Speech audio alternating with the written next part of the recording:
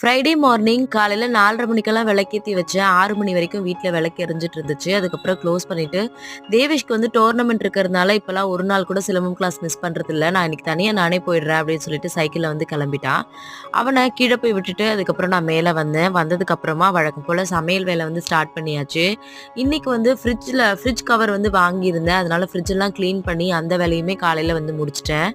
சமையலுக்கு இன்னைக்கு என்ன பண்ணலாம்னு யோசிக்கும்போது ஃப்ரைடே அப்படின்றதுனால சரி சாம்பார் வச்சிடலாம் அப்படின்னு சொல்லிட்டு இன்னைக்கு சாம்பார் தான் வந்து வச்சிருந்தேன். அதுக்குள்ள பார்த்தீங்கன்னா, தம்பியுமே வந்து எந்திரிச்சுட்டான். தம்பி கூட கொஞ்ச நேரம் விளையாடிட்டு இருந்தேன். மார்னிங் கொஞ்சம் சீக்கிரமா எந்திரிக்கிறதுனால பார்த்தீங்கன்னா, எனக்கு நெறைய டைம் வந்து சேவ் ஆகுது. அவரோடையும், பசங்க கூடயும் நெறைய நேரம் டைம் ஸ்பெண்ட் பண்ண முடியுது. காலையிலேயே வந்து பார்த்தீங்கன்னா, தம்பி எந்திரிச்சுட்டான். அதனால காலையிலேயே அவனுக்கு சீக்கிரமா குளிக்க வச்சிடலாம்னு சொல்லிட்டு, இன்னைக்கு மார்னிங்கே வந்து எல்லா வேலையுமே வந்து முடிச்சுட்டேன்.